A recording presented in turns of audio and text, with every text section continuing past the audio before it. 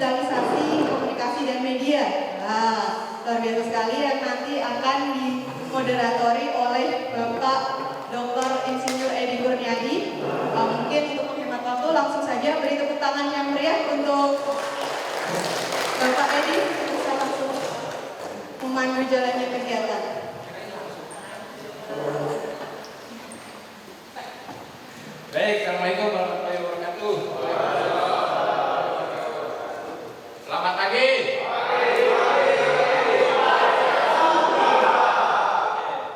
Udah makan tidur? Baik. Untuk kali ini langsung saja kami panggil Mas Pandu.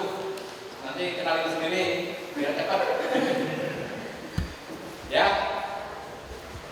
Emang diingat?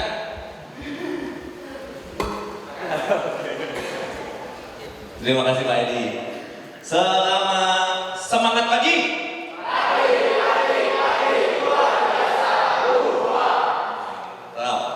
Salam Cikro. Oke, ini baik ini. Kok ada perbedaan, ada dua nih. Yang benar yang mana? Salah deh. Salam Cikro. Terima kasih. Boleh tepuk tangan untuk kita semuanya. Saya Mbak Citra ya. Oke. Assalamualaikum warahmatullahi wabarakatuh. Shalom, salam sejahtera untuk kita semuanya. Perkenalkan, nama saya Pandu. Saya Chief Commercial Officer dari Ecosystem, sebuah venture builder untuk climate tech di Indonesia. Jadi kita membantu startup bertumbuh, tapi spesifik di isu lingkungan. Kalau nggak salah, grup yang ini tuh grup yang ini ya. Tadi kalau disampaikan oleh Ibu MC, kita akan mempelajari tentang marketing, digitalisasi, dan pengukuran dampak gitu ya. Tapi kalau dari kenapa grupnya dibagi menjadi dua, karena diidentifikasi ternyata ada gap gitu, ada perbedaan. Grup yang satunya yang di Kayangan tadi, yang di Kayangan secara data memperlihatkan bahwasanya lebih senior di dalam aksinya, butuh dorongan lebih kuat lagi di digitalisasi dan juga sosial media. Sedangkan teman-teman di sini secara data melihat bahwasanya teman-teman ternyata lebih melek. Seharusnya seperti itu ya, sosial media dan digitalisasi justru root dari bagaimana mencari solusinya dan komunikasinya yang perlu diperdalam. Betul apa salah? Betul ya. Kalau salah nih pindah ke sana nanti. Beberapa. Mungkin sebelum aku perkenalkan lebih lanjut tentang apa itu ekosistem dan nanti ada materi, ada Mas Raffi juga di sini. Nanti mungkin Mas Raffi di sebelah sana ya. Nanti Mas Raffi akan memperkenalkan diri juga ketika menyampaikan materinya. Aku mau dengerin dulu rencana aksi beberapa teman-teman di sini. Ada yang mau sharing? Satu dulu ya. Dua ya. Ya, sudah siap? Perkenalkan siapa, dari mana, dan rencana aksinya tuh apa sih sebenarnya? Sebelumnya perkenalkan nama saya Eka Moja Stuti dari MPK Rimbawan, Fakultas Kehutanan Universitas Yunaya Mukti, Bandung. Kampusnya di Sumedang. Namanya siapa? Intan. Iya.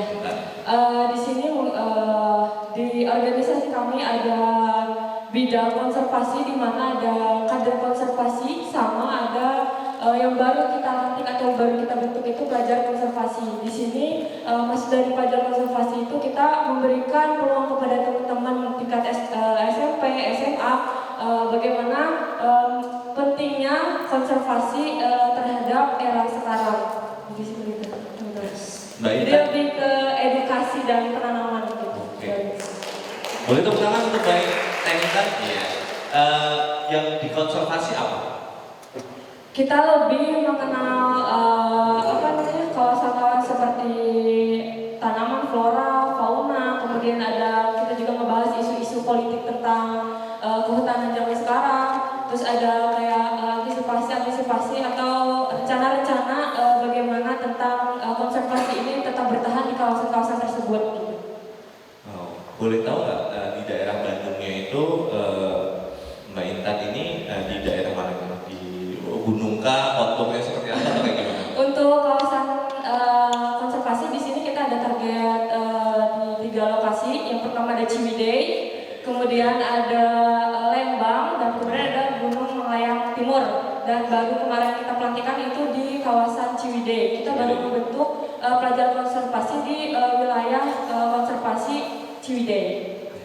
Jadi Kak Intan ini mau bantu untuk mengedukasi tadi ya ke anak-anak SMP, SMA, terutama yang ada di sekitaran daerah konservasi Ciwidey salah satunya. Oke. Terima kasih ya sudah sharing. Selanjutnya yang kedua ini silakan sama ya. Assalamualaikum warahmatullahi wabarakatuh. Waalaikumsalam. Terima kasih atas kesempatan yang telah diberikan. Perkenalkan, nama saya Fikri dari Kalimantan Timur. Saya mewakili jejak baik pohon yang namanya sudah umum banget ya. Mengurangi jejak karbon bersama jejak baik pohon. Gitu. Nah, beberapa minggu yang lalu kami sudah melakukan penanaman mangrove menggunakan metode silvofishery bekerja sama dengan KTH. Itu 4 hektar yang sudah kami tanam. Ini latest agenda kami. 4 hektar itu berapa orang yang nanam? Kenapa? 4 hektar yang nanam berapa orang? Kemarin kami dapat volunteer sekitar 200 orang. Jadi ya. Luar biasa. Bertepuk tangan kalau mau tepuk tangan ya teman-teman. Nah, berangkat dari sana kami berdasarkan riset yang kami dapat bahwa anak-anak muda itu tidak punya dana untuk menyumbang pohon. Jadi kami berupaya bagaimana caranya mentransformasikan agenda kami ini secara digital, sehingga pemuda-pemuda ini bisa berkontribusi untuk pada akhirnya menyumbang pohon-pohon yang akan ditanam tersebut. Jadi kami mengadakan proposal di sini yang kami ajukan adalah pohonpro.cc, itu sebuah aplikasi. Aplikasi itu nanti mungkin teman-teman bisa akses pohonpro.cc nanti ya. Di sana kami intentionnya, niatnya adalah karena Gen Z itu lebih banyak bermain handphone berdasarkan data, jadi kami mencoba edukasi lewat sana. Jadi semakin lama mereka di aplikasi, semakin banyak iklan yang akan masuk ke kami, sehingga akomodasi-akomodasi itu akan diambil dari dana iklan tersebut. Dan tidak hanya yang premium, kami juga akan ada yang berbayar, yang premium juga. Jadi tidak akan ada iklan di sana. Jadi kalau seandainya mau premium, jadi langsung uang premiumnya langsung kami transformasikan menjadi 1 buah pohon yang akan kami tanam setelah dikumpulkan sekian banyak. Luar biasa sekali loh ini entertaining. Ini akhirnya dari apps-nya ini ada ads yang masuk dari aplikasinya ini.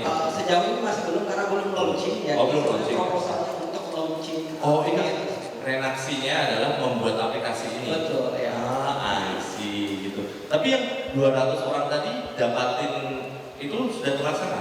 Sudah terlaksana untuk 200. Caranya gimana itu? Kemarin kami cuma tim intinya itu ada 5 awalnya. Jadi saya sama 1 ketua dan 3 tim IT awalnya cuma gitu. Tapi pada akhirnya snowball effect-nya, premisnya dapat untuk anak-anak mahasiswa, untuk pemuda-pemuda yang lain. Jadi kami digital marketing cukup sukses.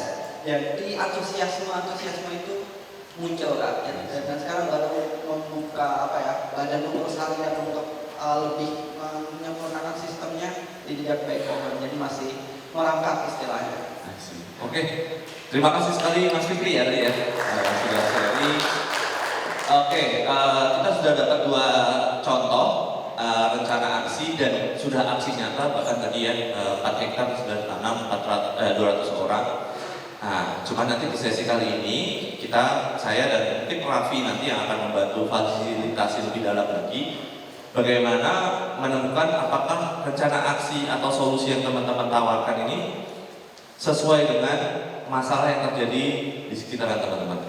Apakah aplikasi itu adalah jawaban dari permasalahan? Apakah edukasi itu adalah jawaban dari permasalahan? Itu yang kita akan cari bersama-sama, teman-teman. Cuman tak kenal maka tak saya, maka saya kenalan dulu sebelum masuk ke materi. Ini keterusan ya, harusnya back ya. Next. Oh iya, dari sini. Teman-teman di sini ada yang nonton drakor nggak? Mungkin cewek ya biasanya ya. Drakor startup ada yang nonton? 1, Dua aja. Berarti kita bertiga, aku juga.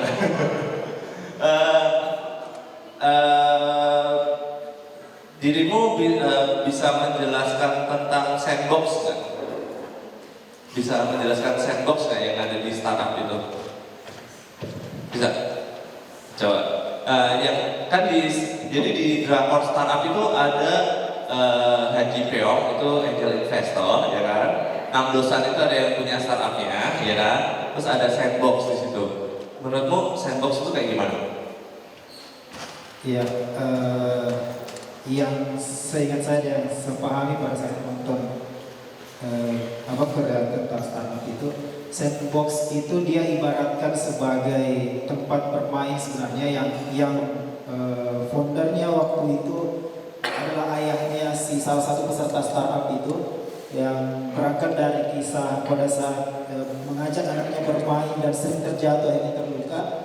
Makanya konsep sandbox itu berharap kalau misalkan ada anaknya terjatuh kemudian jatuhnya di pasir dia tidak akan terluka. Kemudian itu diibaratkan dalam konsep pengembangan startup itu anak muda diajak bergabung dan berkembang, ketika gagal dia tidak langsung down gitu, jadi tetap berkembang di dalam sandbox itu. Mas siapa namanya? Safri. Safri Dari Makassar. Dari Makassar. Mas Safri dari Makassar. Boleh tepuk tangan untuk Mas Safri dari Makassar. Tepat sekali. Jadi yang digambarkan Mas Safri, jadi bayangannya di tempat bermain itu ada ayunan ya. Biasanya kan seorang ayah dorongin anaknya di ayunan itu. Tapi di bawahnya kalau misalnya biasanya semen atau batako, ini dibikin sandbox atau pasir. Sehingga ketika anaknya jatuh, dia tidak akan langsung terluka gitu ya. Langsung bopeng-bopeng gitu. Tapi ini pasir gitu. Itulah yang mengibaratkan mencoba untuk gak apa-apa berayun, tidak apa uji coba, ketika terjatuh gak akan seterluka itu kok gitu. Itulah yang kami juga lakukan teman-teman, dan mungkin bisa jadi ini juga Cikro adalah sandbox gitu, membantu teman-teman untuk berayun.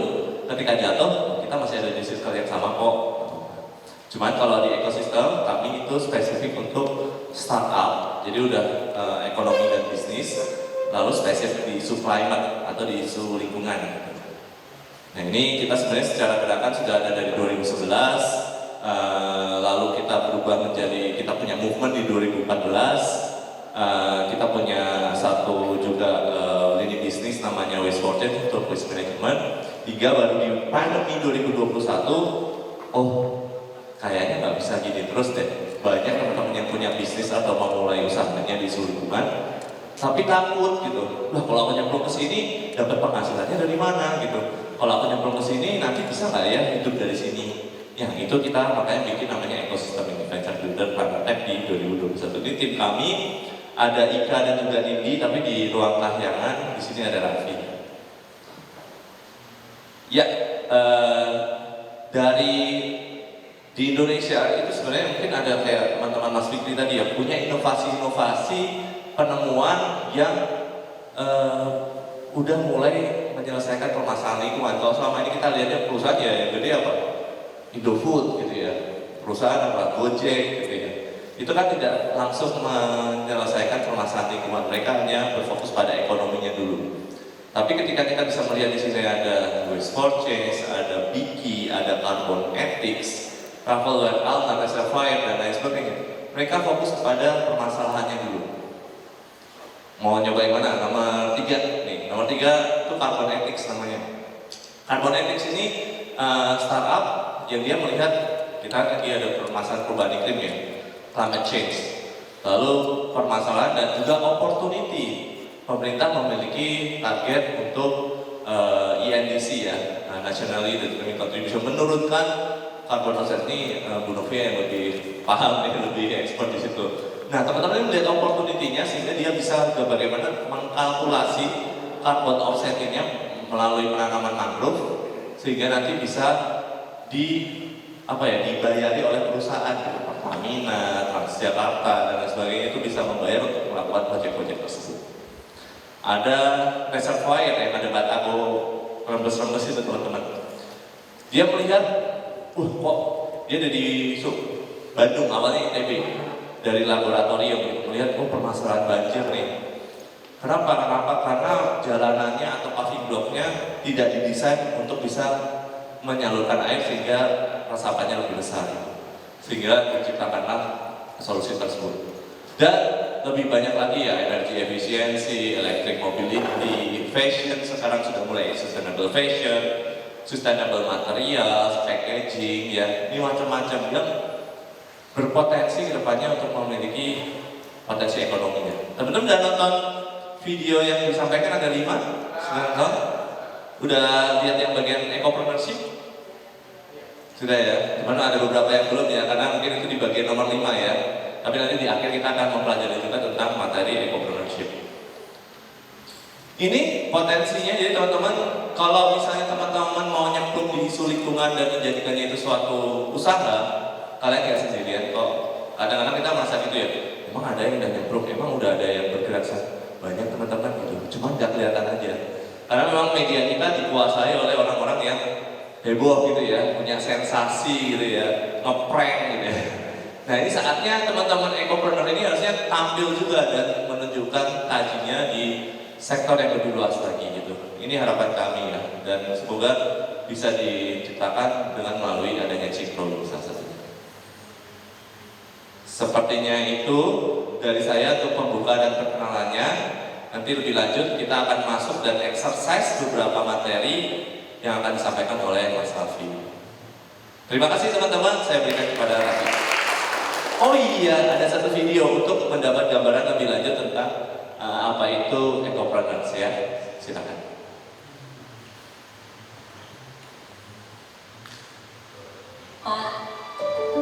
Polusi, pemanasan global yang menyebabkan iklim berubah. Namun, apa kita hanya diam?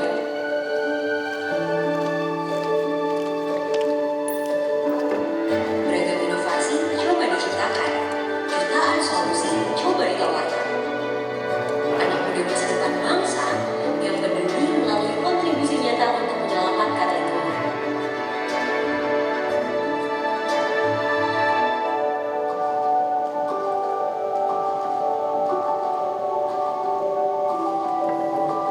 Solusi permasalahan lingkungan dengan tetap cuan.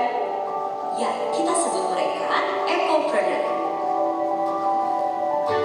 Dengan mimpi untuk mendorong laju solusi, inovasi, bergerak jauh lebih cepat dari kerusakan lingkungan. Kami bertumbuh pada XYZ untuk menyiapkan talent, mendampingi startup berkembang, dan membuka akses market yang lebih luas.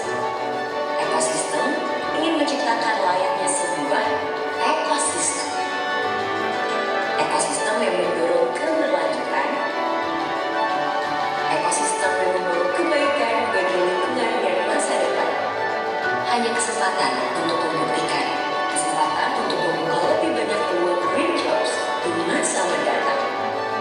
Kami percaya, saya percaya. Akankah kamu percaya ekopreneur? Itu tadi ya teman-teman, lebih detailnya tentang ekopreneurship yang akan kita dorong.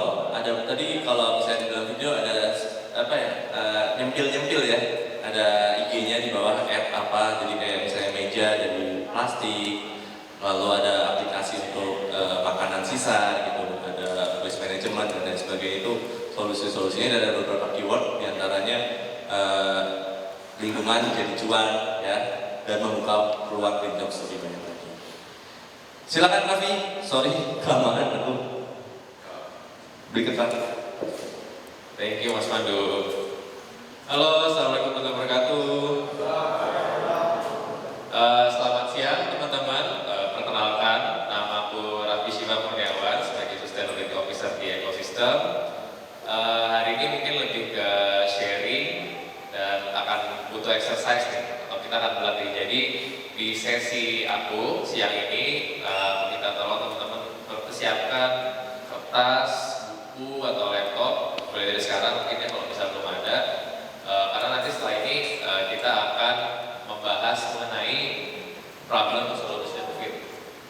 Tadi Mas Pandu udah sempat ngasih apa ya, bayangan gitu ya, apa yang akan dibahas dibahas siang hari ini mengenai kira-kira solusi yang diberikan teman-teman nanti di rencana aksi itu benar-benar memecahkan masalah yang ada nggak sih? Nah, nanti di sini aku mau sharing beberapa pertanyaan yang bisa teman-teman tanyakan kepada diri sendiri nantinya. Jadi di sini aku yang fasilitasi, nanti teman-teman bisa latihan sendiri di kertas atau buku di laptopnya masing-masing gitu ya.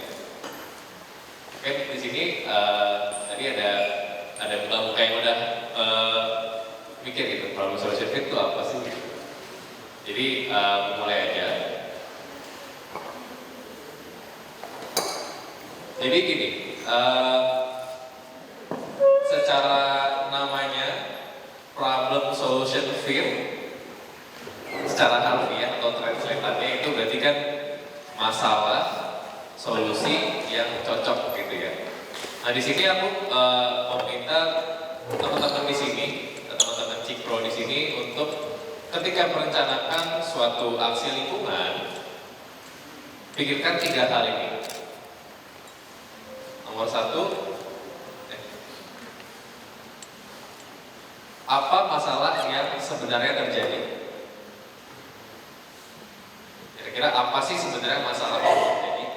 Aku mau highlight di poin sebenarnya. Kira-kira apa masalah yang sebenarnya terjadi? Beneran nih, bukan masalah yang bisa jadi dibungkusnya itu sebagai masalah, tapi bukan akar masalahnya. Sebenarnya masalah yang terjadi itu apa sih? Yang kedua, oke, kita punya masalah nih. Contohnya perubahan iklim. Perubahan iklim itu masalah, tapi sebenarnya apa sih yang terjadi di perubahan iklim itu? Bagian apanya nih yang jadi masalah nih? Di teman, di diri sendiri, di komunitas, ataupun secara global. Nah setelah ada masalahnya, sebenarnya kita gimana nih cara nyelesainnya? Gimana nih cara kita menyelesaikannya? Nah teman-teman di sini kan pasti untuk berada di sini itu sudah membuat proposal, sudah diseleksi dan bisa dibilang di ruangan ini berarti top 40 ya, top 40 di ruangan benar juga top 40 dari yang sudah masuk nih, banyak yang sudah masuk gitu. Jadi teman-teman sudah ada bayangan kira-kira masalahnya apa nih yang mau selesaikan? Masalahnya apa sebenarnya terjadi dan gimana cara aku dan komunitas aku menyelesaikannya. Nah ini yang paling penting. Beneran nggak nih kita nyelesain? Atau sebenarnya kita ini yang bisa jadi ilusinya ya. Oke, kita melakukan sesuatu, tapi apakah kita benar-benar menyelesaikannya? Nah ini adalah proses yang di problem solution fit ini. Nanti aku mau coba kasih pertanyaan-pertanyaan di mana teman-teman hopefully harapannya setelah sesi ini bisa nanti ketemu jawabannya dan bisa nanti malam dilatih atau dimasukkan ke dalam rencana aksinya. Jadi terus pikirkan 3 hal ini, mau di sini ataupun di konteks lain setelah Cikpro ini. Nah, problem solution fit ini umumnya digunakan di dunia startup karena ekosistem ini berurusan dengan startup sebagai tahapan awal ketika membuat suatu startup. Kenapa? Karena biasanya startup ini dimulai dengan sebuah permasalahan gitu, dan founders ini atau para pembuat penemu dari startup ini mereka tuh mempunyai masalah yang nyata. Makanya tadi aku bilang sebenarnya itu apa? Masalah, mereka mempunyai problem yang nyata yang kemudian diselesaikan oleh startupnya sebagai solusi. Jadi founders menentukan problem nyata yang kemudian diselesaikan oleh solusi yang dijalankan dengan startupnya. Kalau teman-teman lihat di video yang evaluasi yang terakhir, di situ ada poinnya di situ. Tapi nanti akan masuk di sesi yang sebentar lagi mungkin. Nah dalam problem solution fit ini, masalah yang ditentukan itu harus permasalahan yang nyata dialami oleh suatu individu atau komunitas tertentu dan bukan dilandaskan oleh asumsi. Mungkin ada beberapa yang aku yakin bukan dari proposal tapi yang sepengalaman aku menemukan itu mereka problemnya itu adalah asumsi gitu. Karena beberapa tidak pernah lihat langsung ke lapangannya gitu. Jadi kayaknya gini deh masalahnya gitu. Menurutku ini deh masalahnya, tapi gak pernah ngecek beneran gak sih masalah. Nah itu untuk dalam PSR ini permasalahan itu harus nyata yang dialami oleh suatu individu atau komunitas supaya beneran tepat nanti. Nah ini, dan yang terakhir, solusi yang dilakukan ini memiliki hubungan kausalitas dengan permasalahan yang ada. Teman-teman ada yang tahu di sini bedanya korelasi dan kausalitas? Ya boleh. Kalau korelasi itu adalah hubungan, kalau kausalitas itu sebab akibat. Oke. Tepuk tangan dulu. Betul ya? Jadi kalau korelasi itu adalah hubungan, sementara kausalitas adalah sebab akibat. Jadi solusi di sini adalah solusi yang dilakukan itu memiliki hubungan sebab akibat. Jadi secara logika berpikir ya harusnya ketika solusi ini dilakukan, masalahnya selesai dong. Kan ada sebab akibatnya gitu. Kalau berkorelasi, belum tentu masalah selesai. Kaitannya dengan rencana aksi yang akan dilakukan apa sih? Udah mungkin harusnya udah mulai kebayang ya. Nah, PSF ini atau Problem Solution Fit ini membantu untuk memetakan korelasi. Kita nggak bilang relasi itu buruk ya. Korelasi hubungannya antara masalah yang ada dengan solusi yang dilakukan. Dengan kita bisa menghubungkan nanti harusnya terlihat atau tergambar kausalitasnya seperti apa. Dengan solusi yang berkorelasi langsung dengan problem atau memiliki hubungan sebab akibat yang langsung, pengukuran dampaknya nanti, karena pasti teman-teman pasti akan nanti mengukur dampaknya dari program atau rencana aksi yang akan aksi yang akan dilakukan, gitu. Harusnya lebih mudah karena benar-benar, misalnya melakukan suatu contohnya edukasi atau penyuluhan atau sosialisasi. Dengan begitu berarti lebih mudah mengukur masalahnya. Karena solusi yang dilakukan itu benar-benar sesuai dengan kebutuhan. Dan yang terakhir, aksi lingkungan yang dilakukan nanti akan berdampak secara tepat guna kepada para penerima manfaat nantinya. Dan kalau tepat guna harusnya ketika teman-teman misalnya sudah selesai, harusnya nanti akan berkelanjutan tuh. Karena nanti akan menerima manfaatnya, manfaat nih kayaknya bikin lagi Jadi nggak berhenti di teman-teman, tapi nanti akan berkelanjutan setelah itu. Jadi karena mereka itu merasakan manfaat yang secara tepat menyelesaikan masalahnya. Nah, ini udah masuk ke materi problem solution fit-nya. Jadi di sebelah kanan ini, ya kanan. Di sebelah kanan ini ada matriks problem solution fit yang kalau nggak salah dibuat di tahun 2017, jadi sekitar 7 tahun lalu. Ini dibuat untuk mengidentifikasi pada suatu saat benar nggak nih solusinya itu menjawab permasalahan yang ada. Nah kalau dilihat dari sebelah kanan ini diagramnya itu ada 4 ya sebenarnya. Ada problem di sebelah kiri atas, ada behavior di sebelah kanan atas, ada state yang umum kanan bawah, dan awareness sebelah kiri bawah. Kita bahas satu-satu ya. Untuk poin yang pertama ada user state yang warna ungu. Kalau nggak kelihatan, yang warna ungu ini. Jadi untuk menentukan di problem solution fit ini, kalian harus tentu ini audiensnya siapa yang akan menjadi audiens teman-teman ketika melakukan aksi nanti. Audiensnya siapa sih yang merasakan masalah ini, dan harus spesifik ya, karena tadi harus dirasakan oleh satu individu atau komunitas tertentu. Kalau misalnya perubahan iklim masalahnya dirasakan oleh semua orang, betul dirasakan semua orang, tapi apa nih spesifiknya? Ketika let's say solusinya adalah pengen bikin sebuah edukasi, Berarti harusnya ada suatu individu atau komunitas yang kurang edukasinya. Nah itu siapa? Siapa audiens yang beneran kurang edukasinya? Siapa audiensnya? Kemudian nomor 2 adalah apa yang batasi audiens Anda untuk bertindak ketika masalah itu terjadi. Misalnya ada masalah tanahnya kering, contoh aja ya. Walaupun aku juga bukan expert di hulu, tapi teman-teman bisa yang lebih tahu lah gitu ya. Ketika ada masalah itu, apa yang membatasi audiens untuk bertindak terhadap permasalahan itu? Misalnya masalahnya tadi, terus dia mau bertindak nih untuk cari solusinya sendiri, tapi nggak bisa. Batasannya apa tuh mereka? Batasan mereka untuk bertindak itu apa sebenarnya? Yang ketiga, solusi apa yang sudah tersedia bagi audiens saat mereka menghadapi masalah tersebut? Nah, ketika teman-teman bisa identifikasi solusi yang sudah tersedia, bisa analisis tuh.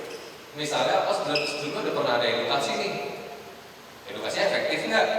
Pro dan kontranya, metode edukasi sebagai solusi itu berjalan nggak untuk mereka? Dengan begitu, berarti nanti ketika teman-teman merencanakan aksinya, oh misalnya kurang efektif nih, berarti cari yang lain, jangan edukasi. Atau mungkin edukasi tapi metodenya lain lagi. Nah dengan gitu kan berarti, oke, edukasi yang seperti apa kalau begitu? Yang cocok dengan kondisi mereka, dengan batasan-batasan tadi.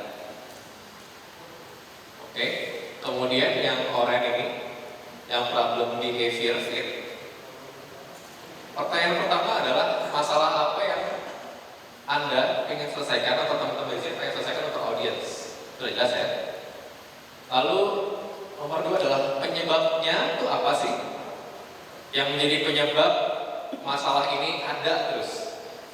Kalau misalnya kita misalnya masuk angin gitu ya.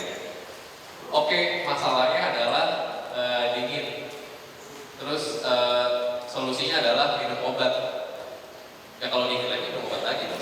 Kan nggak terus masuk angin terus. Jadi nggak menyelesaikan masalah yang ada. Berarti ketika masalah itu adalah masuk angin dan penyebabnya adalah kedinginan, ya berarti gimana caranya dengan kedinginan? Nggak minum obat terus.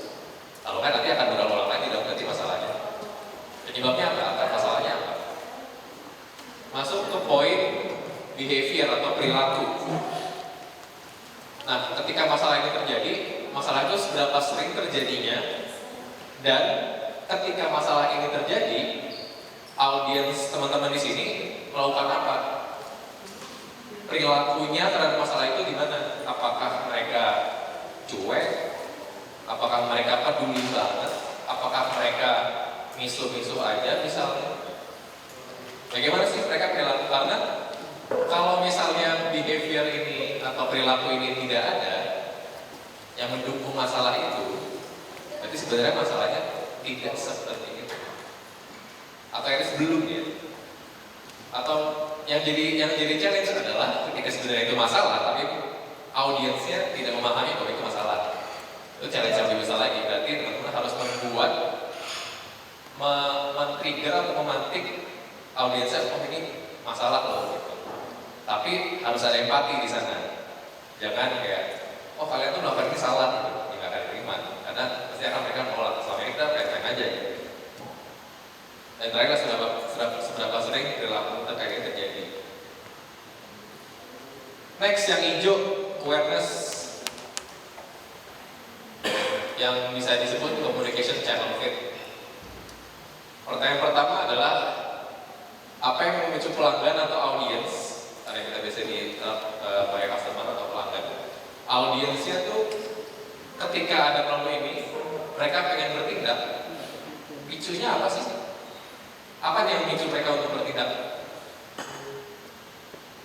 Dan karena kita ngomongin manusia itu adalah makhluk yang emosional. Mau nggak mau itu secara biologis manusia adalah makhluk emosional. Mau siapa yang dirasakan audiens itu atau orang itu sebelum atau sesudah masalah ini diselesaikan. Dan terakhir, media apa perilaku ini terjadi.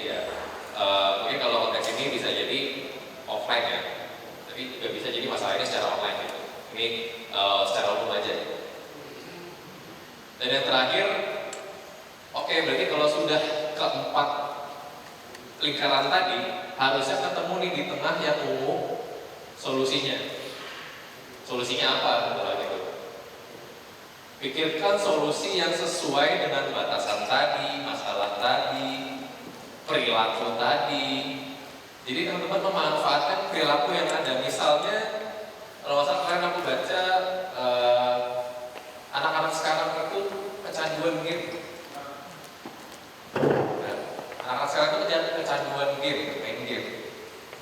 Terus, oke, kita mau bikin mereka nggak kecanduan. Aku punya challenge. Kenapa nggak bikin game yang meningkatkan awareness? Jadi mereka udah kecanduan nih, susah buat teman-teman untuk bikin mereka nggak kecanduan. Kenapa nggak memanfaatkan perilaku kecanduan tersebut? Walaupun ini sepertinya jadi agak negatif atau mendukung kecanduan gitu kan.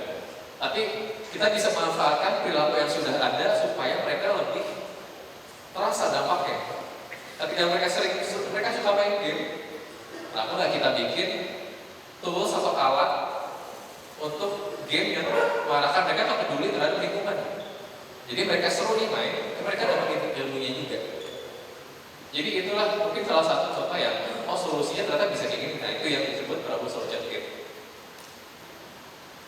Nah ini kurang lebih contoh ya. Jadi ada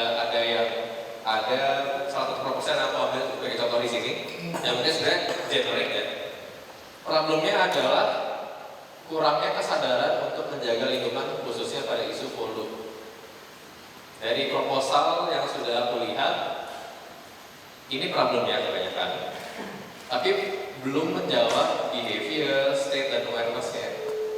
Seberapa sering perilaku ini terjadi? Apa yang dilakukan oleh audiens terhadap masalahnya? Atau state, sebenarnya audiensnya siapa nih? Kebanyakan mungkin, oke, masalahnya ini, dan kemudian kita masuk audiensnya yang tadi misalnya anak-anak. Apakah anak-anak itu beneran audiensnya atau orang tuanya? Atau siapanya, atau gurunya? Solusinya apa yang udah ada dan apakah itu bekerja secara efektif atau enggak? Dan apa yang mendorong audiens itu untuk bertindak? Nah ini hal-hal ini yang aku minta teman-teman di sini, di buku, di kertas, di laptop, dicoret-coret aja, dijawab pertanyaan-pertanyaan ini. Kira-kira nyambungnya ke rencana aksi yang sudah dibuat seperti apa sih? Kalau sudah ada, dan aku nggak bilang, oh berarti harus berubah nih, kayak kemarin rencana aksinya kurang pas gitu. Ya kalau misalnya sudah pas nggak apa-apa, gitu. Jangan kayaknya jadi kurang pas itu enggak. Kalau misalnya udah pas berarti bagus, berarti udah resep yang lumayan bagus gitu. Cuman ini supaya membuat teman-teman memikirkan bahwa solusinya tadi balik lagi ke pertanyaan ketiga yang di awal, apakah aku benar-benar menyelesaikan permasalahannya?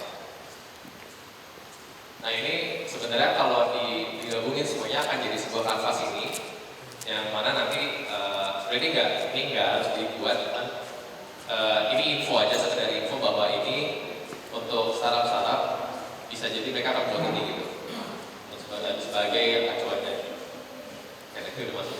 Nah ini ada sedikit waktu, mungkin sekitar 5 menit untuk teman-teman di sini coba tulis permasalahannya atau menjawab pertanyaan-pertanyaan ini di kertas, di buku atau di laptopnya. Sebelum nanti aku masuk ke materi berikutnya. Kasih 5 menit ya. Atau mungkin ada yang mau ditanyain dulu? Terima kasih Kak. Ini yang tadi sempat Kakak bahas masalah nama saya Agunawan, dipanggil Wawan atau Gorilla. Saya berasal dari kota Parepare, Sulawesi Selatan. Saya sekarang guru. Nah ini menyambung tadi dengan apa yang Kakak sempat bahasakan bahwa anak-anak sekarang itu kecanduan game. Dan itu real, karena saya alami sendiri. Total siswa di sekolah saya itu 1.200 siswa lebih, kelas 7, 8, 9, hampir SMP, hampir semuanya itu main game. Bahkan untuk game yang spek-spek berat seperti Genshin Impact itu mereka download. Nah kalau tadi pernyataannya Kakak bahwa bagaimana, saya suka pemikiran Kakak, berpikir radikal. bagaimana kalau kita mengatasi kecanduannya dengan menciptakan game edukasi? Yang menjadi pertanyaan, Kak, kira-kira mungkin ini tantangan bagi game developernya, bagaimana bisa membuat game yang menarik? Karena game edukasi sudah banyak sekali, Kak, banyak sekali gratisan, bahkan ada game yang memberikan kita cuan, tapi anak-anak tidak tertarik, anak-anak lebih pilih game yang betul-betul pertama viral, kedua itu mungkin bagi apa? Yang lebih challenging bagi mereka, Kak. Jadi itu, Kak, karena ini berkaitan sekali dengan apa yang akan saya mungkin pelajari dari Kakak, dari teman-teman di sini, bagaimana bisa membuat suatu sistem, apakah itu media sosial, game atau aplikasi yang menarik, Kak. Itu bagaimana bisa membuat sesuatu yang menarik. Terima kasih. Oke, tadi Wawan ya? Terima kasih. Dan Razali tadi tahu berarti tadi apa yang contohkan benar satu ya? Oke, ini mungkin opini aja dari aku, karena aku juga pernah beberapa kali melakukan pembelajaran melalui game. Memang sulitnya adalah untuk menjaga itu supaya berkelanjutan. Jadi bukan mereka hanya main di 2 jam 3 jam saja, tapi bagaimana setelah main itu kemudian perilakunya beneran terdampak gitu ya. Menurutku selain memang challenge utamanya berarti si buat harus menarik dan ada sebuah game yang memang berdampak gitu ya.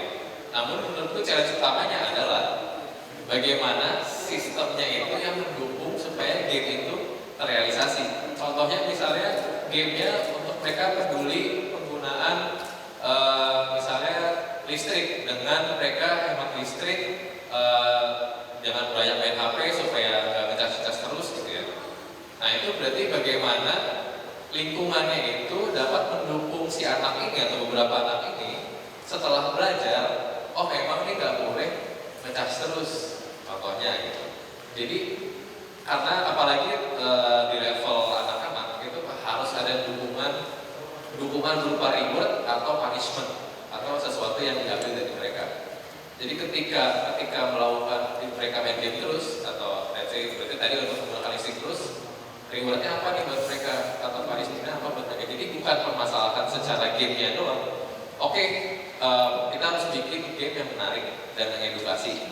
Tapi bagaimana sistem di sekitarnya atau poin-poin lain itu bisa mendukung implementasi dari game itu supaya benar-benar berdampak nih setelah main game. Ketika mereka oke, kita belajar ini tapi lingkunganku akan mensupport untuk bertindak gitu, apalagi dari mereka justru malah lebih banyak punishmentnya atau hukumannya ketika mereka melakukan aksi yang mendukung lingkungan.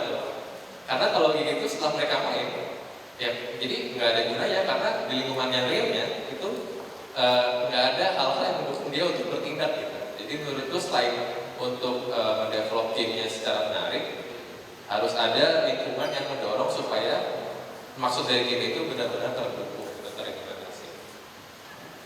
Satu lagi, Kak, ini saya lihat ini fenomenanya, selain game-game yang harus menarik begitu, anak-anak itu lebih suka game yang toksik. Nggak toksik, nggak asik katanya mereka anak. Jadi bagaimana kira-kira kita bisa lawan itu, apa yang bisa dilakukan supaya kita redam itu perilaku toksiknya anak dan kecanduan gamenya. Karena kalau di sekolah itu kami itu sudah bosan istilahnya sita HP siswa. Jadi biasanya kalau bawa HP, kalau dia laki-laki dari sini satu kali sudah. Kalau bawa lagi lagi. Gitu.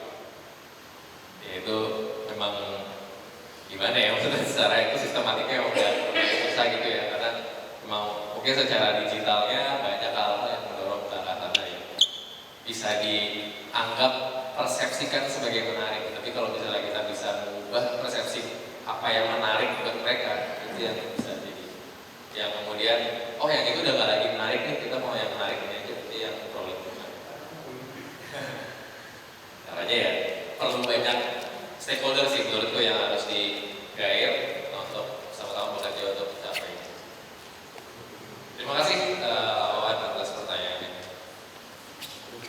Kayaknya udah 5 menit nih, mungkin aku mau minta satu orang kali ya, kita akan masuk ke materi berikutnya untuk sharing. Apakah ada yang mau sharing di sini mungkin?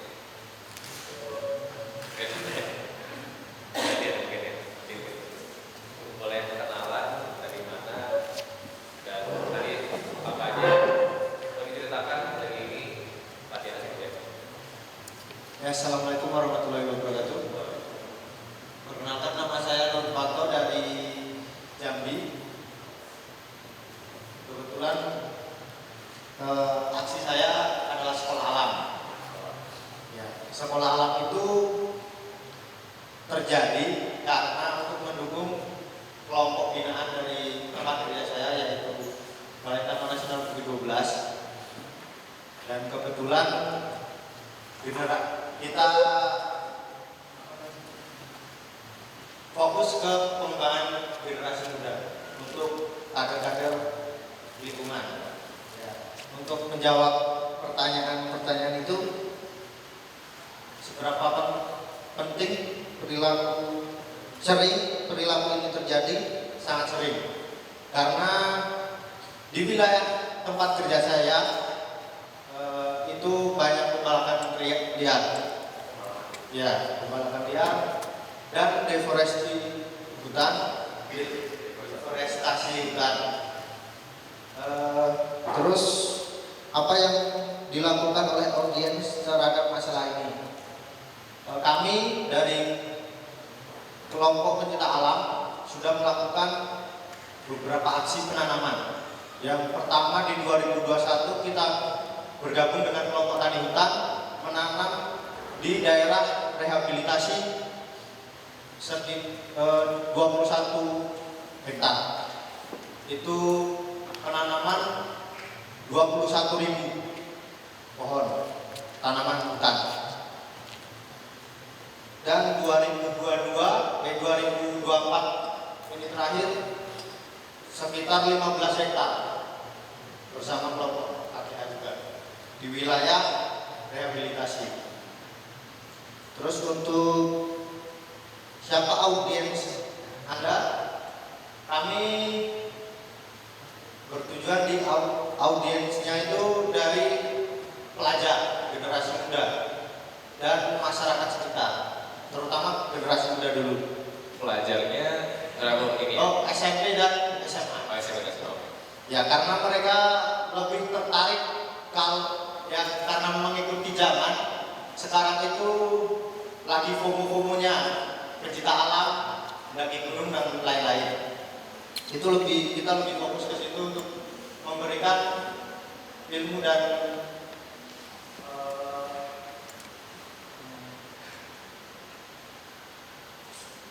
sosialisasi ke mereka.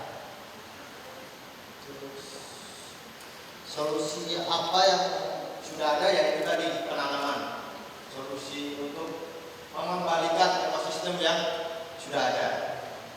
Nah, sedikit cerita juga di desa penyangga kawasan Bukit 12 itu ada 100 hektar yang dulunya hutan, terus dibuka oleh Dinas Pertanian dan Pertanahan setempat untuk wilayah pertanian.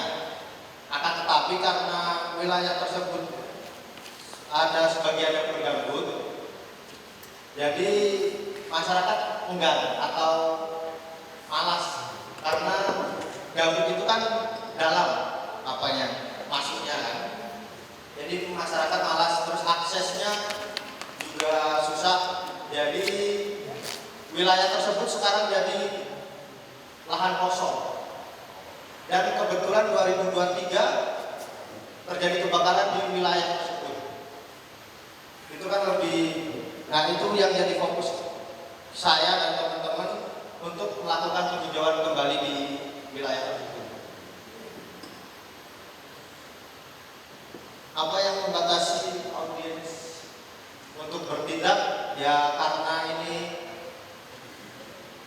generasi muda anak SMP dan SMA, ya paling utama adalah waktu, karena mereka masih sekolah, mungkin hanya bisa melakukan aksi di hari Sabtu atau Minggu aja. Oke, mungkin yang terakhir, yang hijau. Apa yang mendorong audiens untuk bertindak untuk memperbaiki ekosistem itu? Dan kondisi sekarang itu semakin panas. Jadi karena dibuka lahan itu, jadi air susah, kondisi suhu dan sekitar itu semakin panas sekarang. Oke. Tadi dari siapa namanya? Nur Ridwan. Nur Ridwan, panggilannya? Ridwan. Ridwan. Oke, tepuk tangan buat Ridwan.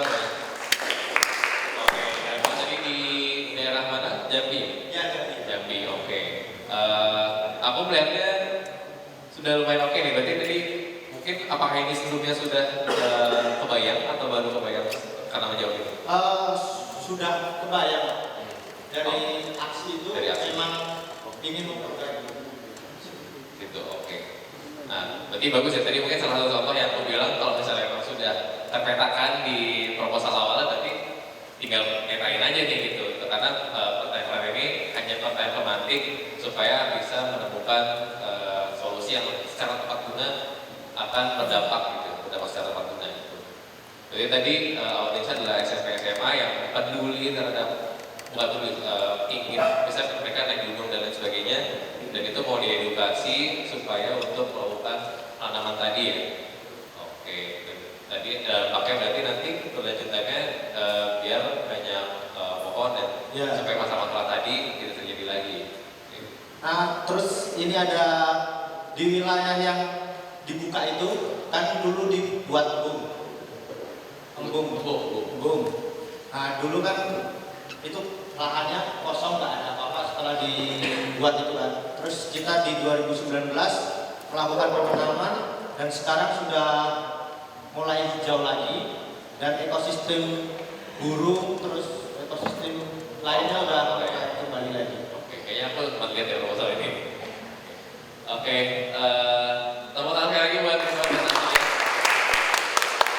Aku harap dengan cerita tadi dan bagaimana Ridwan bisa menjawab pertanyaan-pertanyaan ini bisa jadi bahan pembelajaran buat teman-teman yang lain di sini supaya solusinya yang kemarin sudah direncanakan atau nanti malam akan direncanakan lebih matang lagi, kira-kira sudah menjawab belum ya, supaya benar-benar nih solusi nanti akan dilakukan nggak sia-sia. Karena sayang banget kalau misalnya nanti sudah melakukan aksi tapi ternyata sebenarnya nggak menjawab masalahnya setepat guna itu. Jadi aku di sini hanya untuk memantik supaya teman-teman bisa lebih berpikir lagi, dan jika memang sudah terpetakan nanti sudah bagus gitu ya, tinggal next step-nya bagaimana ya. Oke, sudah jam 14.34, kita masuk ke materi berikutnya. Next, di sini btw nanti teman-teman tadi kalau misalnya udah ada coret-coretannya bisa lanjutkan nanti lagi ya gitu ya. Cuman sekarang aku masuk ke materi berikutnya, itu tentang komunikasi.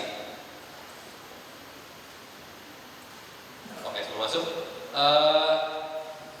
karena materi tentang bisa jadi nanti ketika teman-teman melakukan aksi, nanti akan melakukan campaign atau sosialisasi atau edukasi atau hal-hal yang harus berkomunikasi, pasti harus berkomunikasi ya dengan siapapun gitu, baiklah secara langsung ke penerima manfaatnya atau mitra nanti yang akan digandeng.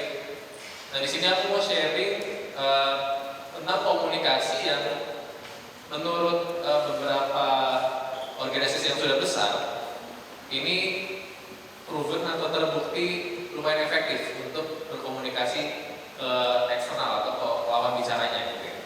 Nah, ini halnya nanti kaitannya dengan campaign untuk sini atau rencana aksi, nanti bisa diimplementasi nih cara-caranya supaya purpose atau tujuan teman-teman melakukan rencana aksi nanti atau aksi nanti itu benar-benar nyampe nih langsung ke yang benar gitu. Kalau main tentang komunikasi.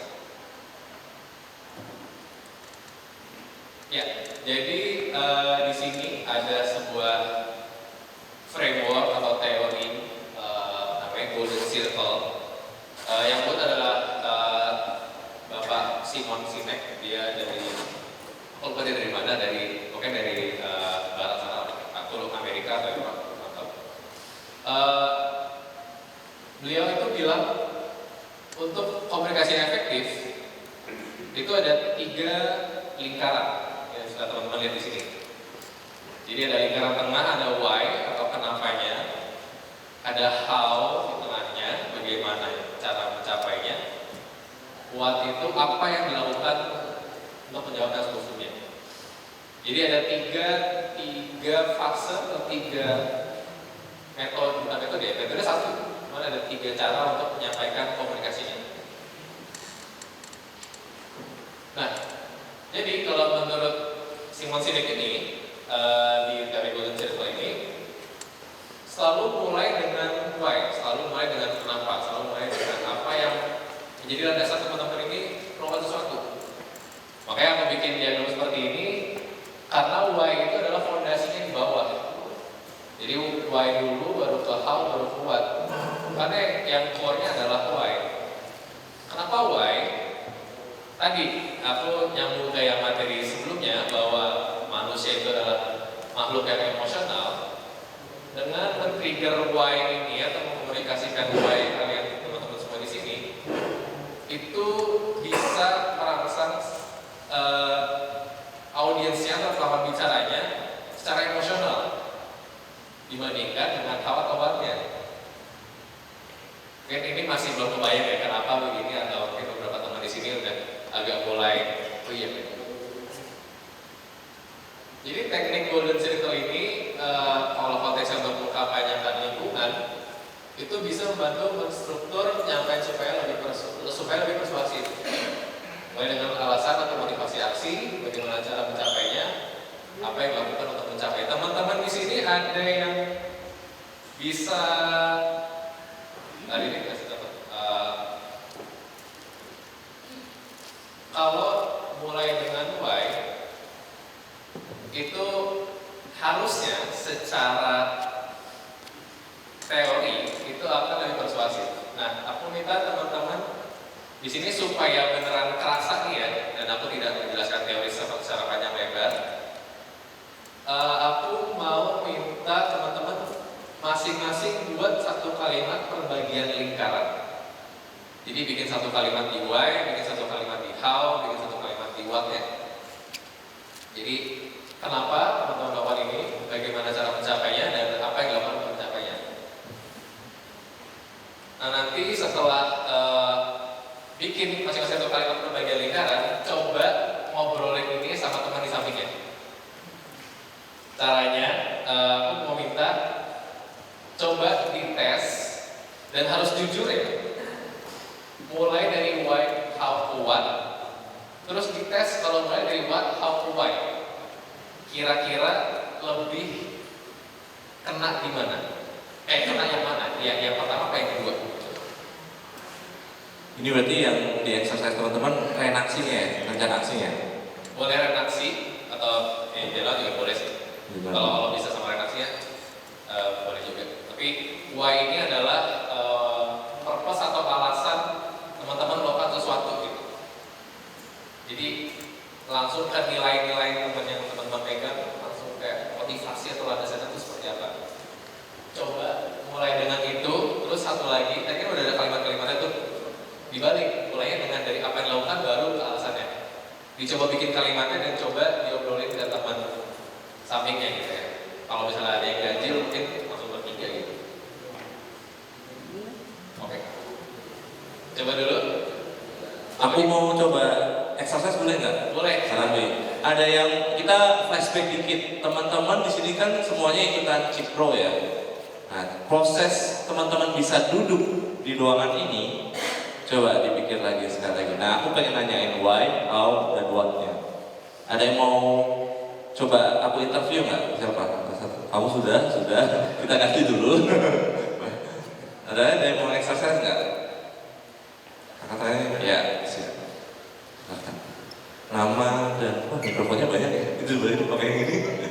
Bisa nggak? Nama siapa? Selamat sore, menjelang sore. Perkenalkan, nama saya Dewi dari Jambi, asal komunitas Awal Jambi. Oke, siap. Kenapa? Ya, aku tanya, kenapa mendaftar Cipro? Awalnya itu saya mendaftar di Kemdikbud yang di tanggal 2 Maret. Nah itu ternyata belum lulus pada 2. Selanjutnya itu ternyata ada pembukaan lagi yang untuk Cipro ini. Jadi saya ikut bawa nama komunitas. Oleh CG. Apa? CGC ya? CGC. Tadi namanya siapa? Dewi. Tapi Dewi tadi menjawab how-nya karena tadinya saya mau CGC tapi nggak bisa, ya udah saya daftar Cipro. Itu bagaimana Dewi melakukannya. Tapi kenapa Dewi mau daftar CGC atau Cipro? Iya itu. Jadi sebelumnya kan itu udah dapat informasi dari teman-teman juga yang satu komunitas gitu. Jadi dapat informasi dari dia. Saya tertarik untuk mengikuti kegiatan ini karena memang latar belakangnya bergerak di lingkungan seperti itu. lagi. Kenapa latar belakangnya lingkungan terus pengen daftar Cipro sama CGC? Kenapa? Kan bisa ikutan yang lain. Ya karena yang buka pada saat itu yang mendekati ini itu ya Cipro sama CGC gitu. Mungkin Ya, ini kan? jawabnya bukan jawaban dari pertanyaan, tapi lebih ke coba dikomunikasikan. Maksudnya bukan, tadi kan Mas Anu nanya, jadi ini langsung nyaut dari pertanyaannya. Coba misalnya Mas Anu tidak nanya, tapi langsung konteksnya misalnya mau ngomong ke orang atau mau mengajak orang melakukan sesuatu, kayak gitu mungkin ya. Kalau misalnya jawabannya itu jadi kayak tapi coba dulu ya. Kenapa mau mengikuti Cipro ini? Karena untuk pribadi sendiri kegiatan ini berdampak positif pastinya ya kan. Terus juga memang latar belakangnya itu mengikuti komunitas yang di lingkungan. Jadi memang untuk menambah pengalaman, menambah ilmu gitu. Betul ya, semuanya kenapanya. Yes. Lalu bagaimana cara mencapainya? Waktu itu ngapain? Bagaimana? Karena ini salah satu syaratnya itu adalah pembuatan proposal. Jadi saya membuat proposal itu. Nah, betul terjawab ya, berarti ya. Jadinya tadinya nggak bikin proposal, terus akhirnya bikin proposal ya. Gitu. Jadi bikin proposal. Yes. Lalu apa yang dilakukan untuk dapat nih masuk ke aplikasi Cipro-nya? Dari pembuatan proposal itu dan setelah itu diarahkan ke grup, ya kan, ke grup. Lalu dari situ panitia yang menilai bagaimana proposalnya dan terpilihlah 20 orang. Terima kasih Dewi untuk sharingnya. Boleh tepuk tangan teman-teman untuk Dewi. Aku respon dikit ya, tapi sebelum kembali ke Raffi lagi. Jadi teman-teman udah dapat bedanya belum? Kenapa, bagaimana, sama apa itu? Nah ya, tadi misalnya aku mewakili Dewi ya. Misalkan tanya kenapa, atau mulai dengan alasan atau motivasi aksinya, atau motivasi apa sih untuk mendaftar CGC sama Cipro? Saya ingin memperkaya pengalaman tadi kan ya, meningkatkan kemampuan saya di isu lingkungan dan melihat KLHK, PGLHK sedang membuka program. Saya ingin belajar di sana. Kenapa? Jadi dapat di sana ya. Bagaimana cara mencapainya? Oh, ada syarat nih untuk membuat proposalnya. Makanya saya siapkan, Dewi mempersiapkan proposalnya. Apa yang dilakukan untuk mencapai itu? Bikin proposalnya sebagus mungkin. Sehingga dibandingkan proposal-proposal lain, kan Dewi kan berkompetisi nih dengan ratusan banyak proposal lainnya. Tapi proposalnya Dewi ini outstanding, sehingga dipilih dan masuk. Ini flashback ya, jadi mungkin yang setelah ini yang terdepan, kembali ke Raffi. Terima kasih Mas Anu tadi. Aku mau mungkin memberikan masukan atau komentar untuk Dewi tadi ya, dengan contohnya Dewi. Aku melihatnya bahwa dengan why-nya Dewi tadi itu sebenarnya ya perbatasan banget lah antara why dan how-nya. Karena kalau misalnya ditarik lagi, Dewi mau berkaya diri ikut dalam lingkungan. Kenapa?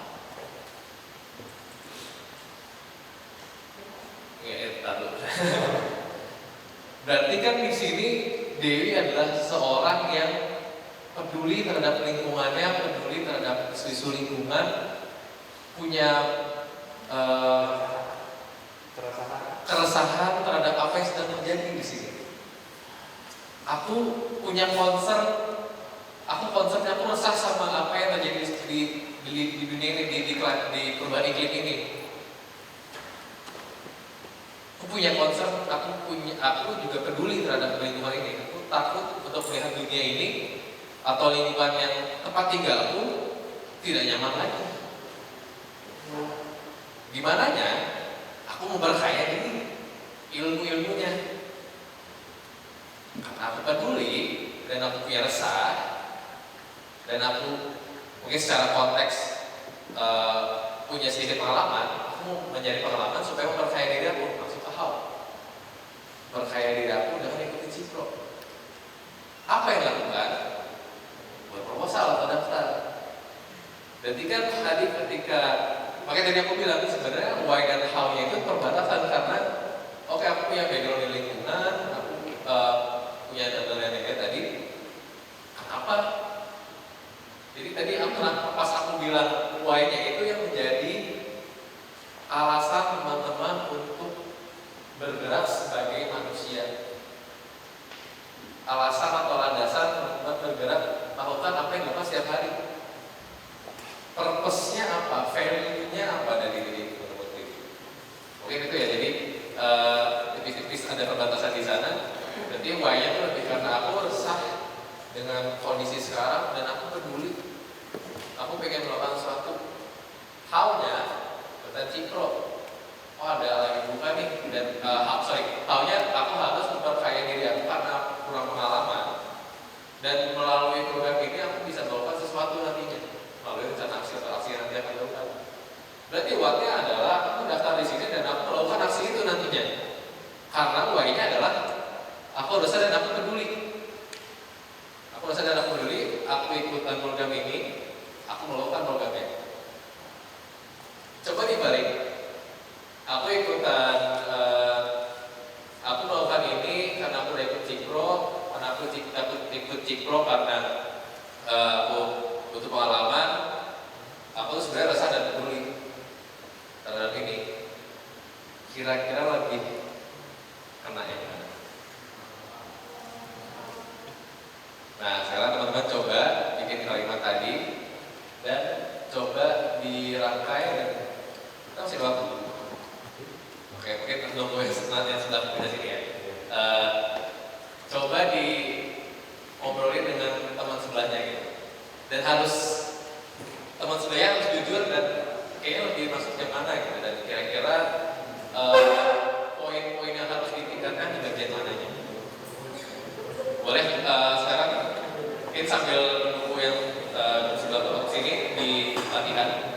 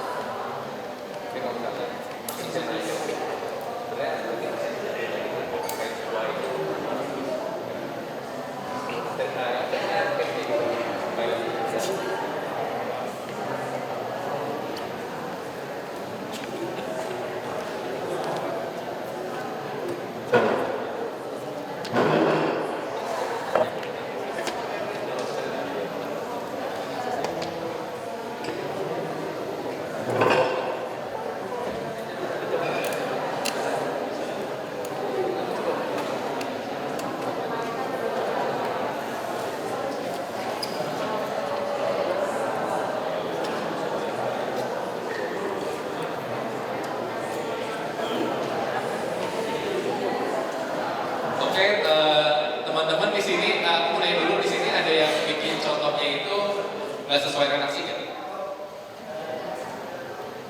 Maksudnya di luar rencana sih gitu, ada yang nggak berhubungan gitu. Ada yang maksudnya tadi bikin latihan itu ada yang tidak berhubungan sama rencana aksinya kan? Atau berhubungan semua? Oke. Berhubungan ya, menurut saya dan sekalian ya. Jadi rencana aksinya di exercise sekalian dicoba.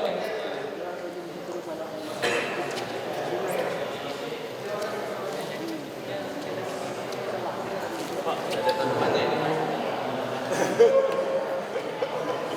Bapak dari mana? Lokal.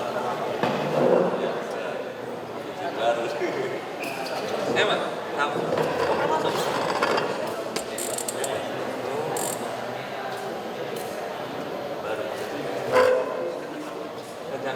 Teman-teman kalau ada yang bingung, angkat tangannya biar aku bisa nyamperin ya.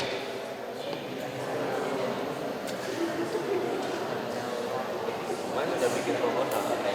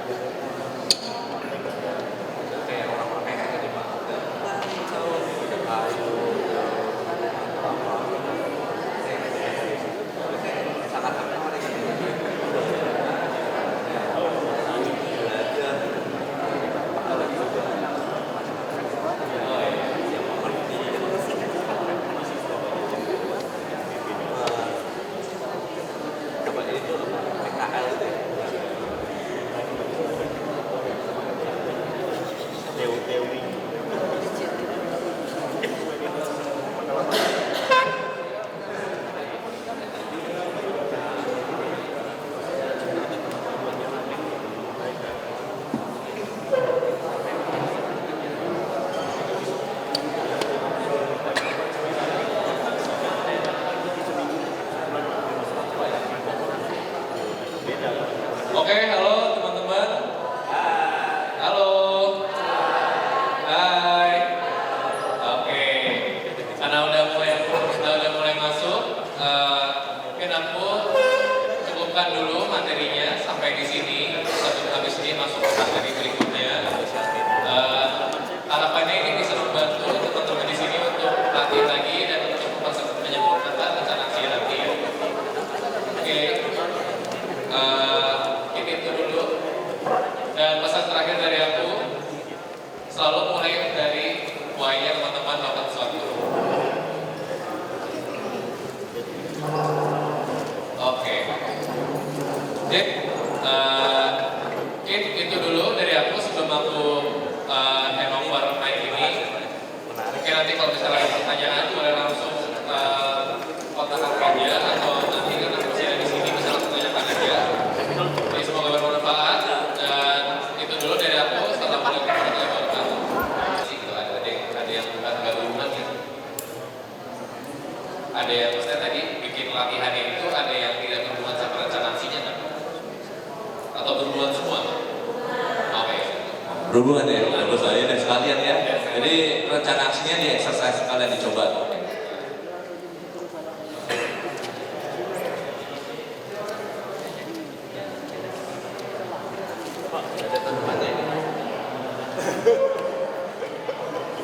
Bapak dari mana? Baru. Mas, tahu.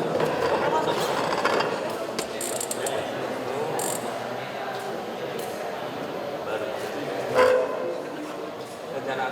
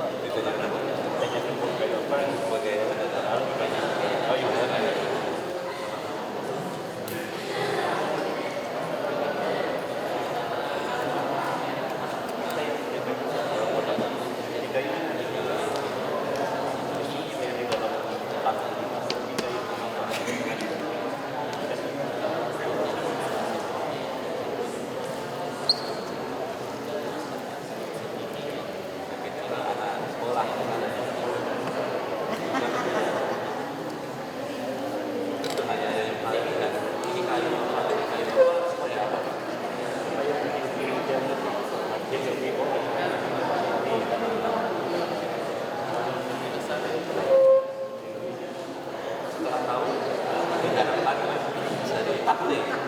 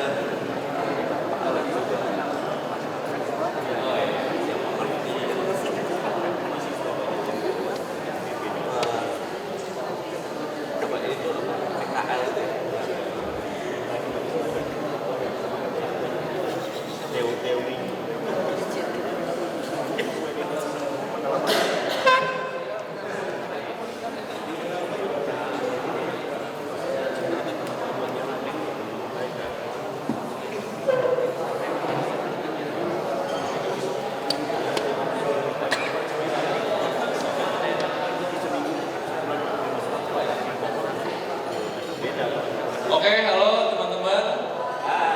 Halo. Hai. Oke. Karena udah mulai masuk, mungkin aku cukupkan dulu materinya sampai di sini. Sebelum habis ini masuk ke materi berikutnya. Harapannya ini bisa membantu teman-teman di sini untuk latih lagi dan untuk menyempurnakan rencana aksi nanti. Oke. Ini itu dulu. Dan pesan terakhir dari aku, selalu mulai dari why-nya teman-teman melakukan sesuatu. Oke. Jadi, itu dulu dari aku sebelum aku hand over mic ini. Mungkin nanti kalau misalnya ada pertanyaan boleh langsung kontak aja atau nanti karena masih ada di sini bisa langsung tanyakan aja. Jadi semoga bermanfaat dan itu dulu dari aku. Assalamualaikum warahmatullahi wabarakatuh. Karena sistem-sistem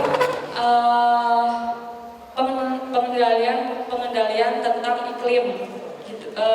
Secara saya tangkapnya seperti itu. Kemudian tadi kita juga membahas tentang problem solution fit.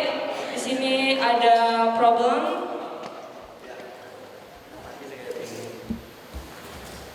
ada user state fit, problem behavior fit, sama ada communication channel fit sama solution. Terus yang terakhir kita ngebahas tentang komunikasi, bagaimana kita berkomunikasi antara eksternal atau internal dalam mengoperasikan proposal atau kegiatan-kegiatan yang akan kita jalankan.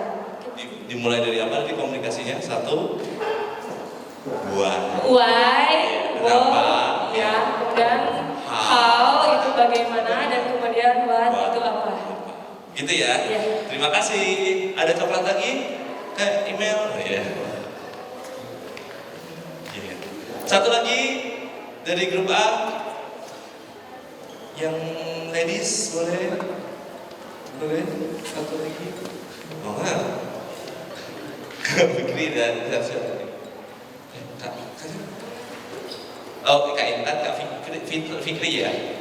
Yang cewek? Cewek satu? Fikri deh. Sini Fikri, kayaknya ini ya icon-icon di masing-masing grup ya, silahkan. Oke, baik. Assalamualaikum warahmatullahi wabarakatuh. Waalaikumsalam warahmatullahi wabarakatuh. Karena yang mencari ladies, nama saya Fitri saja. Dari Fikri jadi Fitri ya? Oke, dari yang saya pelajari tadi juga ada 3 poin. Tapi mungkin saya akan menjelaskan dari sisi saya, dari perspektif saya. Yang pertama adalah ecopreneurship. Jadi yang ecopreneurship itu adalah bagaimana sebenarnya dari perusahaan yang mau dibuat itu tidak mengutamakan ekonominya terlebih dahulu, akan tetapi mengutamakan lingkungannya dulu, kemudian dari lingkungan akan menghasilkan ekonomi yang meningkat. Jadi kebalikan dari ekonomi konvensional seperti itu. Yang kedua adalah terkait problem solution fit. Itu ada diagram Venn, ada 4 lingkaran dan ada 1 lingkaran tengah yang irisan dari semuanya. Yang pertama adalah problemsnya apa dulu, sehingga nanti dari proposal rencana aksi itu tepat sasaran. Problemnya harus diketahui dulu, karena ketika kita tidak tahu problemnya atau problemnya mungkin salah atau kurang tepat, maka sampai ke solusi pun akan kurang tepat juga. Terus setelah itu behavior, jadi behavior atau perilaku dari audiensnya kita harus tahu terlebih dahulu. Setelah itu state atau kondisi dari audiensnya. Yang terakhir adalah awareness atau emosi dari audiensnya itu sendiri. Setelah dari 4 itu kita tahu, kita baru bisa carikan solusinya. Itu yang untuk problem solution fit. Selanjutnya yang komunikasi adalah bagaimana cara kita mengkomunikasikan solusi tadi kepada audiens yang mau kita tuju, sehingga solusi tadi bisa berefek domino yang baik, sehingga efek positifnya pun tercapai. Mungkin itu yang bisa saya sampaikan. Wassalamualaikum warahmatullahi wabarakatuh.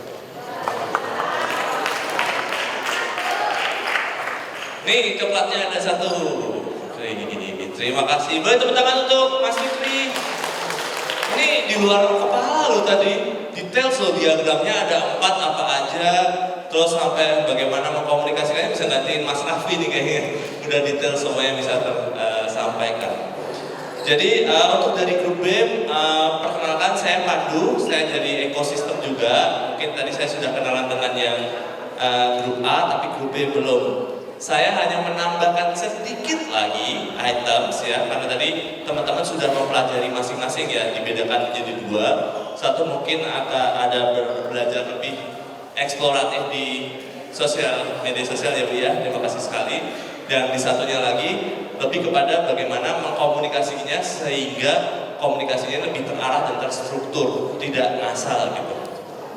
Nah, satu lagi sedikit lagi tadi udah di-spill sebenarnya sama Mas Fikri tentang ecopreneurship. Mungkin di perkenalan udah ada sedikit, tapi saya tambahkan sedikit lagi. Kenapa penting ecopreneurship ini untuk mulai kita pelajari dan kita pahami? Karena kalau teman-teman di sini semua pasti sudah paham ya konteks dari sustainability. Ada yang mau tahu tentang sustainability nggak? Sustainability itu apa sih sebenarnya? Sedikit lagi loh. Ganti ya. Silakan. Apa itu sustainability sih? Perkenalkan, nama saya Gede Praja Mahardika dari Bali. Sustainability adalah sebuah keberlanjutan dari sebuah program itu sendiri. Keberlanjutan dari suatu program ya. Mahardika dari Bali. Biasa bukan Mahardika, biasa panggil Praja. Praja, oke. Beli Praja, beli berarti ya. Beli Praja itu tadi kalau ngomongin tentang project atau program ya, jadi berkelanjutan. Tapi kalau konsep sustainability, sustainable development pernah tahu belum sebelumnya? Pernah dengar tapi lupa. Pernah dengar tapi lupa ya. Oke, gak apa-apa. Terima kasih buat Beli Praja. Aku kasih coklat juga ya kali ya. Ada yang mau jawab tentang sustainable development itu apa? Mikrofonnya kan? Silakan. Ini coklatnya. Iya. Silakan. Bu siapa? Saya dengan Mega dari SMP 2 Ngamprah, Kabupaten Bandung Barat, Jawa Barat. Oke, silakan. Saya mau mencoba tentang sustainability ini atau keberlanjutan, suatu konsep hidup yang sekarang lagi tren ya, segala itu berkelanjutan. Jadi itu gaya hidup, suatu gaya hidup yang tidak hanya memikirkan tentang hari ini, tapi tentang keberlangsungannya di masa depan. Jadi lebih memikirkan untuk keberlangsungan ke masa depan. Kurang lebih. Boleh tepuk tangan untuk Bu Mei. Nah, ini apalagi guru berarti Ibu ya? Ibu coklatnya. Terima kasih Ibu Guru atas jawabannya. Tepat sekali apa yang disampaikan Ibu Mei, teman-teman. Jadi apalagi guru ya, apa yang kita lakukan hari ini tidak akan berlawanan dengan apa yang diharapkan oleh generasi berikutnya. Itu adalah sustainability. Sustainable development itu konsepnya ada 3 pilar utama: people, profit, planet. Terima kasih. Jadi people manusianya, profit ekonominya, planet lingkungannya tempat kita tinggal. Ini yang membuat semuanya itu berkelanjutan. Saya yakin, percaya 100% teman-teman di sini semuanya itu sangat memperhatikan tentang planet. Betul? Betul atau betul? Betul ya. Semuanya pasti di sini peduli dengan lingkungan, planet yang kita tinggali. Apakah teman-teman ini juga peduli dengan people, masyarakat? Saya juga pasti akan yakin Bapak Ibu semuanya peduli dengan masyarakat sekitar ya, masyarakat lokal. Betul tidak? Betul ya. Nah, yang sering saya temui teman-teman aktivis, teman-teman yang bergerak di isu lingkungan suka lupa sama dirinya sendiri, ekonomi gitu. Biasanya gitu ya, anggap nih Kak Intan. Biasanya saya temui seperti itu. Yang mengakibatkan apa? Berdampak kepada gerakan yang diciptakan tidak berlanjut.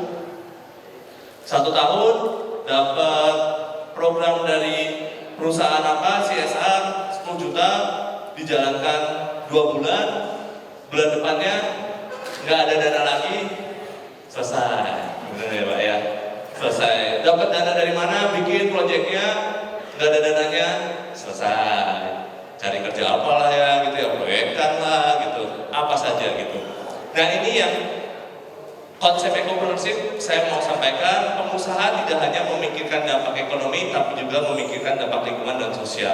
Kalau di sini, teman-teman yang sudah memikirkan lingkungan dan sosial bisa memikirkan ekonomi juga. Jadi memberikan opsi inisiatif agar berdampak dan pembiayaannya berdasarkan operasi dan penghasilan dari usaha bisnis. Sudah nonton video yang ekopreneurship? Ada yang sudah nonton?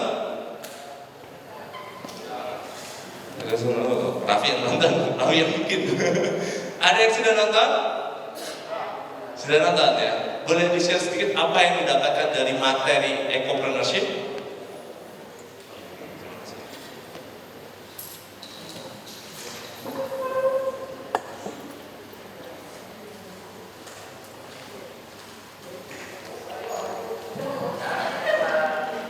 Terima kasih untuk waktunya. Saya Maret dari Papua.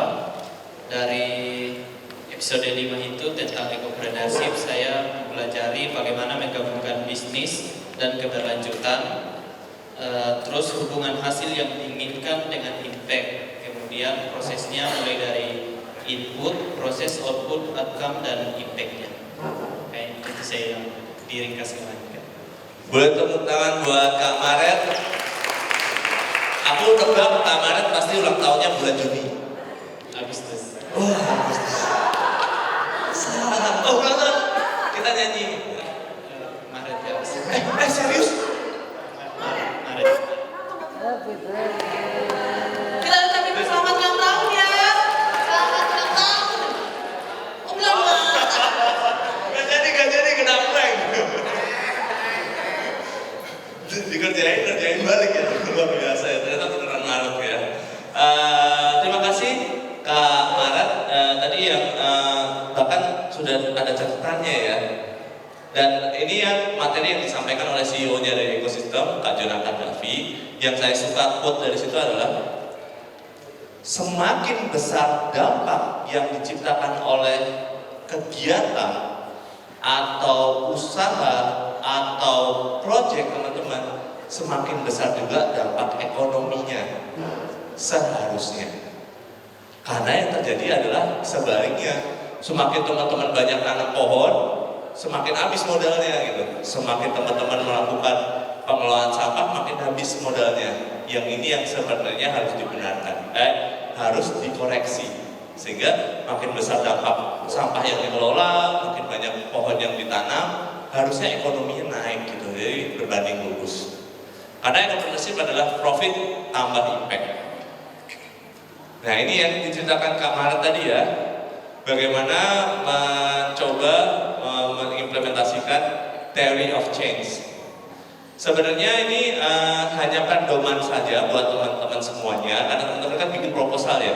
Aku paham sekali dengan segala hormat yang ada, pasti teman-teman sudah sering dan melaksanakan proyek-proyek yang di lapangan gitu, penanaman pohon, penanaman mangrove dan lain sebagainya.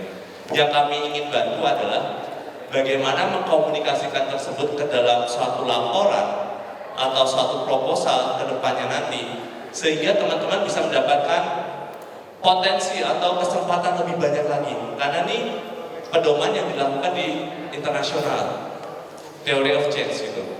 Jadi kita bisa mengidentifikasinya dari bahkan ini bisa di ini. Oh iya, keren. Nah ini kita bisa lihat dari sini. Biasanya kan orang tuh mikirnya dari input dulu ya, apa yang perlu dilakukan, gitu, berapa banyak pohon yang ditanam, gitu. Mikirnya di sini dulu gitu. Padahal kita harus cek di sini dulu. Rencana aksi atau proyek yang teman-teman mau lakukan itu akan menyelesaikan masalah apa sih sebenarnya gitu. Nah ini sebenarnya dijawab pakai problem solution fit tadi ya, materi yang ditaruhlah di sini gini. Nah kadang-kadang ketika kita tidak bisa membreakdownnya cukup detail, jadinya agak ngawang gitu. Yang saya lihat ya kebanyakan itu, karena saya dan teman-teman ekosistem itu juga nyeleksi proposalnya teman-teman gitu. Kita lihat gitu, banyak yang naruhnya misalnya perubahan iklim, permasalahannya adalah perubahan iklim, meningkatnya suhu global yang sekarang seharusnya kita pertahankan 1,5 derajat, tapi sekarang sudah 1,3 derajat. Nah, teman-teman mau nyelesain itu sendirian gitu, dengan teman-teman berlima untuk menyelesaikan permasalahan global, agak sulit. Walaupun kita pengennya bisa gitu ya, tapi kita bukan superhero teman-teman. Kita harus lihat permasalahannya sekitar teman-teman. Permasalahan global, yes. Negara KLHK punya target, yes. Tapi di sekitar teman-teman apa permasalahannya? Oh, terjadi longsor di daerah saya tinggal. Oh, terjadi kebakaran hutan rutin setiap bulan apa sampai apa. Itu yang akan teman-teman coba taruh di sini. Teman-teman sebelah coret-coret boleh ya kalau mau di exercise, dicoba di sini, taruh di sini. Terus ini di impact atau dampaknya. Pengennya tuh ketika ada project ini akan apa ya, goal akhirnya terjadi apa? Berhentinya penebangan pohon di daerah saya tinggal, di desa apa gitu. Taruh sedetail mungkin gitu. Yang biasanya kita tidak mengerti adalah tidak detail. Ini areanya di mana, kota apa, apakah di Bandung, apakah di Kalimantan Utara atau di mana, permasalahannya di situ, dampaknya apa.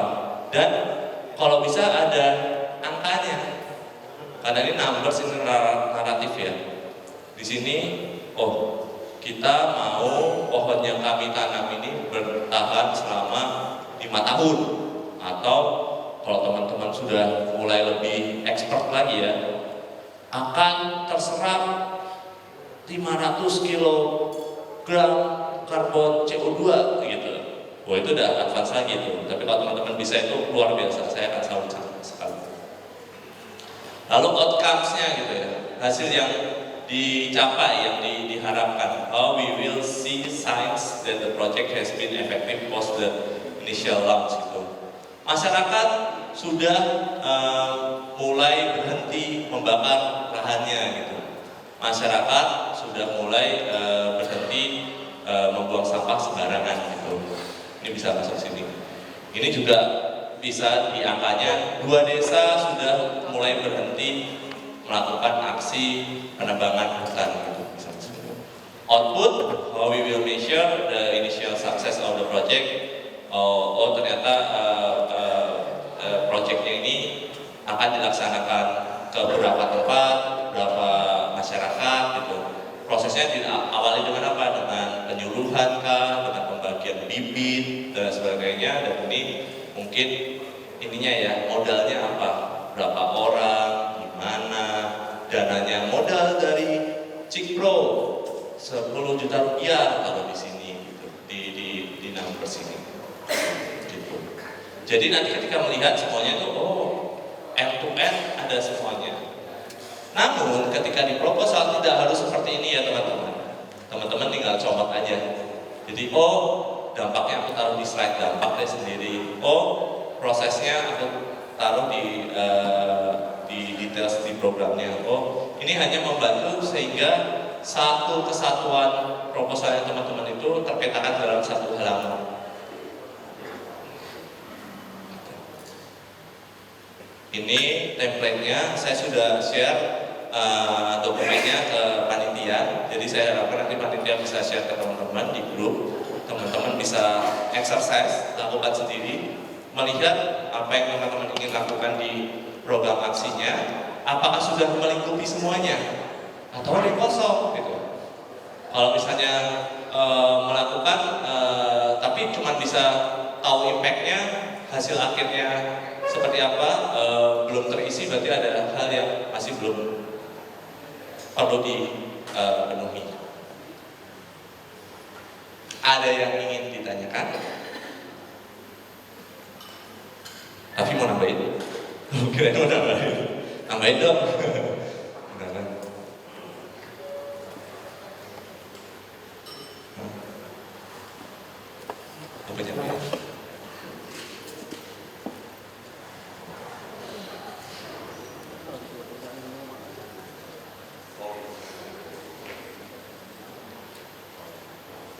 Oh iya, nanti kasih tahu ingetin lagi kalau lupa ya. Oh, ada yang nanya, silakan Bapak. Mikrofonnya ada di mana ya tadi? Mikrofon.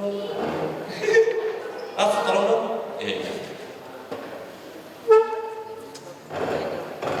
Tapi boleh sini juga bantuin kalau aku nggak bisa jawab.